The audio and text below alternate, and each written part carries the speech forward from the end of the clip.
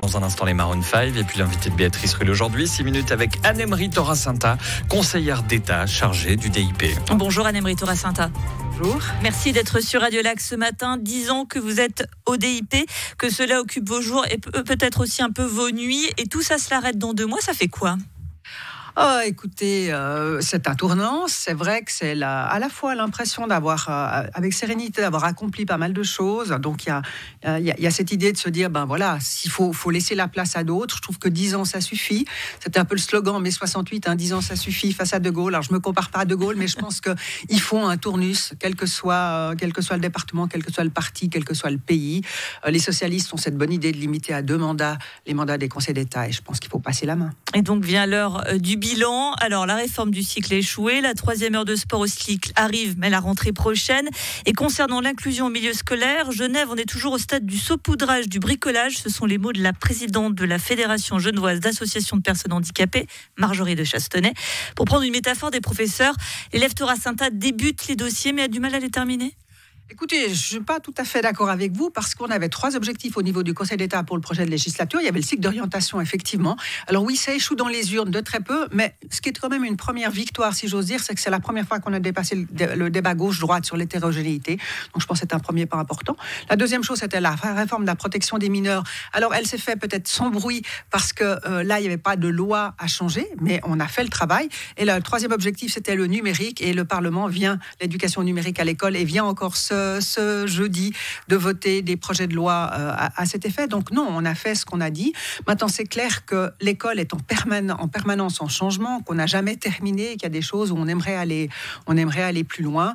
L'inclusion scolaire, oui, j'aurais aimé faire plus. Malgré tout, le pourcentage des élèves inclus a augmenté, mais je crois que ce qui est un frein manifeste à l'inclusion aujourd'hui, c'est la structure de l'office médico-pédagogique qui est sortie de l'enseignement régulier et qui fait qu'au fond, l'école régulière se sent un peu déresponsabilisée par rapport aux élèves en difficulté. L'OMP, parlons-en, comment ne pas parler forcément de ce qui s'est passé au foyer de Mancy. Votre responsabilité a été clairement pointée du doigt dans le rapport de la commission de contrôle de gestion du Grand Conseil. Vous avez minimisé les risques liés à l'ouverture des structures à l'OMP, loi du silence, manque de confiance, centralisation excessive, peur de la sanction, c'est ce que dit ce rapport. Bref, il y avait des dysfonctionnements à tous les étages. À la lecture de ce rapport, on se dit que malheureusement, ce qui s'est passé, c'était presque inévitable. Oui, malheureusement, et c'est clair que quand on est à la tête d'un département, on emporte la responsabilité, même si, comme vous l'avez dit, c'est à tous les échelons que ça n'a pas fonctionné. Je crois très clairement que l'OMP, depuis le début, a des problèmes. L'OMP en tant que tel, sortie de l'école régulière, c'est une erreur. J'ai hérité malheureusement de cet état de fait. J'ai essayé de changer les choses. Dès 2014, j'ai essayé d'organiser différemment l'OMP. Malheureusement, je n'y suis pas arrivée. Peut-être que ce qui s'est tristement passé à Mancy aura fait prendre conscience à tout le monde, d'abord de la difficulté de prendre en charge ce type de jeunes, des moyens qu'il faut y mettre, et puis du fait aussi qu'il faut probablement réformer cet office.